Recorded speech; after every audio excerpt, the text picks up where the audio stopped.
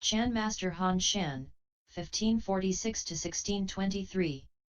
Translation by Upasaka Lu Kuan Yu. Charles Luck. Archive.org/stream. Volume 5. The Enlightenment of Others. Ananda adjusted his robe, brought his palms together and prostrated himself with his head at the feet of the Buddha. He rejoiced at his good understanding of the mind and, for the benefit of coming generations, bowed again and said, O great compassionate and world-honored one, I have now awakened to the Dharma gateway to Buddhahood by means of right practice about which I have no more doubt. I have always heard the Buddha speak of bodhisattvas who, before their own liberation, set their minds on freeing others, and of Buddhas who, after their own complete enlightenment, appeared in the world to enlighten others. Though I am not yet liberated, I now vow to deliver all living beings in the Dharma ending age. World-honored one, future generations will gradually move farther away from the Buddha and will meet heretics as many as the sand grains in the Ganges. In order to control their minds for entry into Samadhi, what should they do to set up seats of study and learning, bodhimandala, to keep the demon away and avoid failure, in their cultivation, of the mind set on enlightenment? The Buddha praised Ananda and said, Excellent, Ananda, excellent, it is good that you ask about the setting up of bodhimandalas for the protection of living beings against failure in the Dharma ending age. Listen attentively to what I now tell you. Ananda and the assembly reverently awaited the holy teaching. Discipline and its 3 decisive steps, Sila, Dhyana, and Prajna. The Buddha said, Ananda, you have always heard me teach about discipline. Vinaya, for monastics, which consists in the practice of 3 decisive steps, the control of mind, called Sila, which leads to stillness, Dhyana, and thence to wisdom, Prajna. This is called the threefold study of the supramundane way. Prohibition against carnality. Ananda, why is control of mind called Sila? If all living beings in the 6 worlds of existence abstain from sexual desire, they will not be subject to the continual round of births and deaths. Your practice of Samadhi should free you from defilements, but they cannot be eliminated if your lustful mind is not wiped out. Even after you have acquired such wisdom, if you fail to kill sensuality, then when Dhyana manifests, you will fall into the way of demons, in which their king takes the high, his male subjects the middle, and his female subjects the low rank.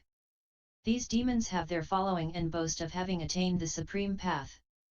After my nirvana, in the Dharma ending age, these subjects of Mara will be found everywhere, will encourage sensuality and will disguise themselves as men of good counsel, Kalyanamitras, and cause living beings to fall into the pit of lust, thereby missing the Bodhi path. You should teach worldly men who practice Samadhi to cut off their lustful minds at the very start. This is called the Buddha's profound teaching of the first decisive deed. Therefore, Ananda, if carnality is not wiped out, the practice of Dhyana is like cooking gravel to make rice. Even if it is boiled for hundreds and thousands of eons, it will be only hot gravel. Why? Because instead of rice grains it contains only stones. If you set your lustful mind on seeking the profound fruit of Buddhahood, whatever you may realize will be carnal by nature. If your root is lustful, you will have to transmigrate through 3 unhappy ways, to the hells of fire, blood, and swords, from which you will not escape. How then can you find the way to cultivate the Tathagata's nirvana? You should cut off both the sensual body and mind until even the very idea of doing so ceases, only then can you hope to seek the Buddha's enlightenment.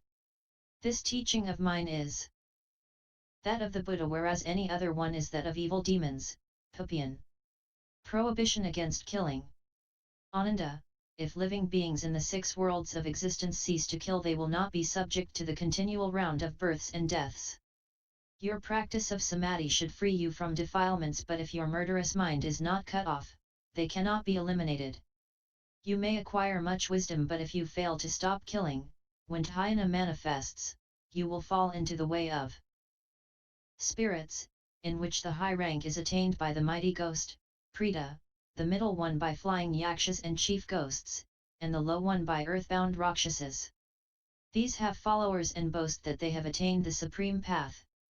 After my nirvana, in the Dharma ending age, these ghosts will be found throughout in the world, and will boast of how they feed on flesh which leads them to realize Bodhi. Ananda, I permit the bhikshus to eat only the 5 kinds of pure flesh 162 which are the product of my transcendental power of transformation and not of animal slaughter.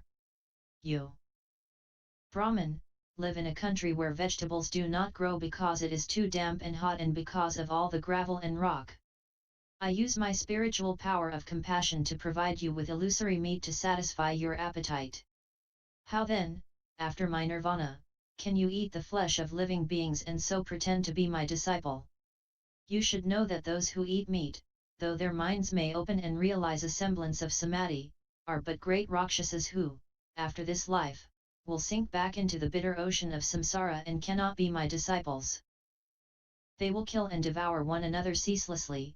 How then can they escape from the 3 worlds of existence? In addition, you should teach worldly men who practice Samadhi not to kill. This is called the Buddha's profound teaching of the second decisive deed. Therefore, Ananda, if killing is not stopped, the practice of Dhyana Samadhi is like shutting one's ears while crying in the hope that people will not hear one's voice, or like trying to hide something that is already exposed to full view. All bhikshus who live purely in all bodhisattvas always refrain even from walking on the grass. How can they agree to uproot it?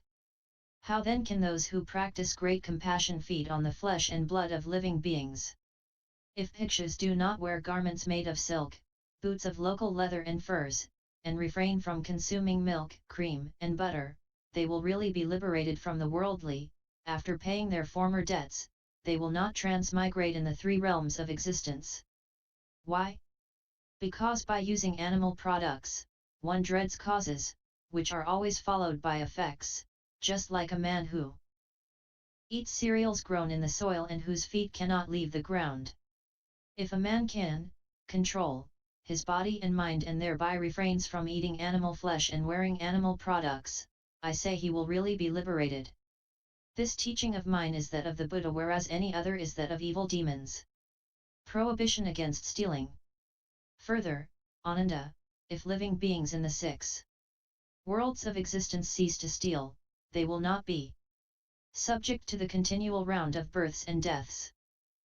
Your practice of Samadhi should free you from defilements, but if your robber's mind is not wiped out, they cannot be eliminated.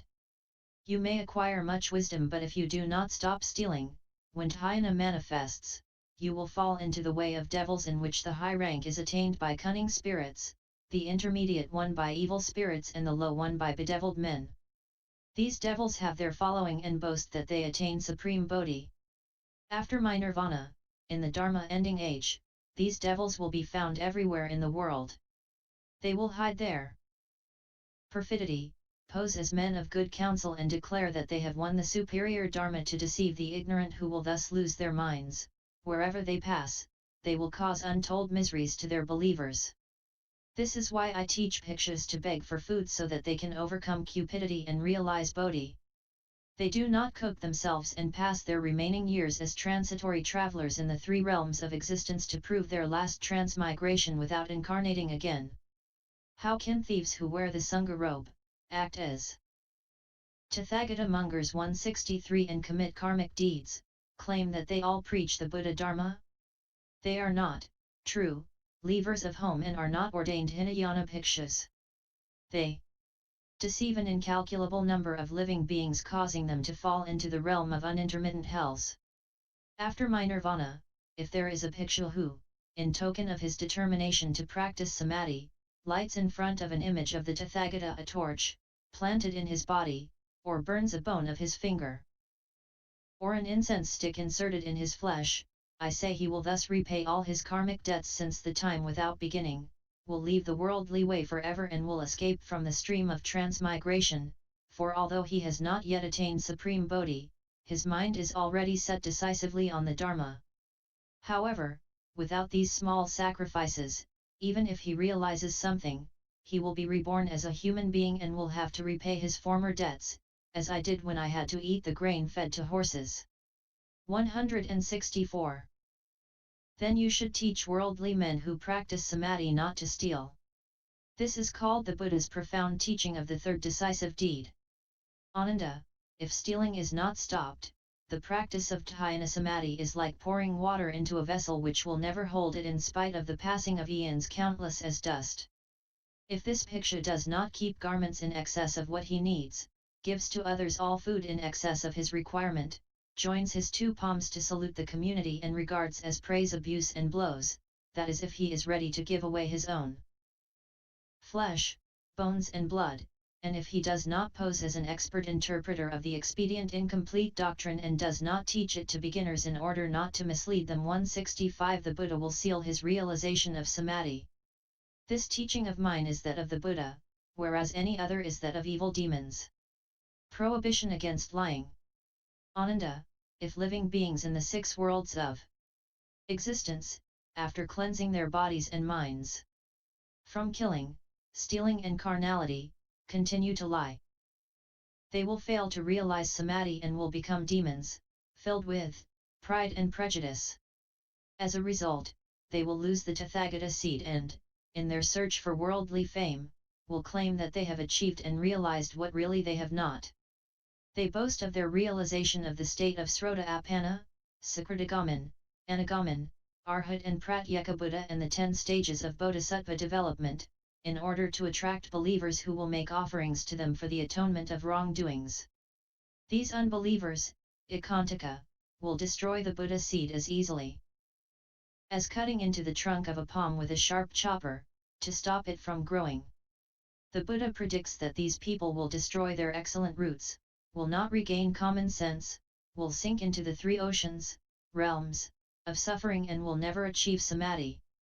I now command Bodhisattvas and Arhats to appear, in the Dharma ending age after my nirvana, in all appropriate transformation bodies to save those caught in the wheel of samsara.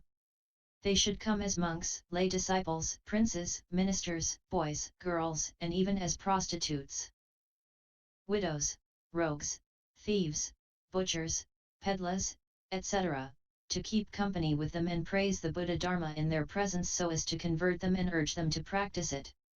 In doing so they should not disclose that they are true bodhisattvas and arhats. They will not reveal to beginners the Buddha's esoteric cause, but when they are about to die, they will secretly show some proof of their enlightenment, to increase their disciples' faith in the Dharma. How then can such persons deceive living beings by telling deliberate lies? You should teach worldly men who practice Samadhi not to lie. This is called the Buddha's profound teaching of the 4th decisive deed. Ananda, if lying is not stopped, the practice of Dhyana Samadhi is like copying in excrement a sandalwood statue and expecting it to be fragrant, which is impossible.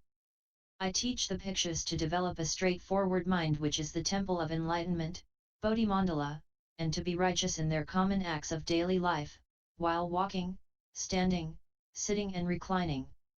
How can a liar pretend that he has realized the supreme Dharma? This is like a poor man proclaiming himself a king, he will only invite trouble and misfortune. Still less can he usurp the throne of the king of the law. If the causal ground is false, its fruit will be distorted, and the quest of Buddha's enlightenment will become impossible.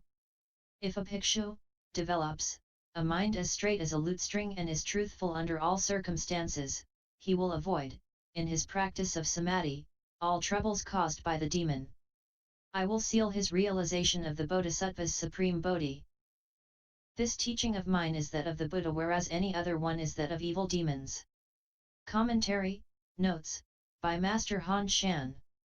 162 The 5 kinds of pure flesh which may be eaten by a beginner who does not see, hear of, or doubt about the animal having been killed purposely for him to eat, but is certain that it either died naturally or that its flesh had been abandoned by birds of prey.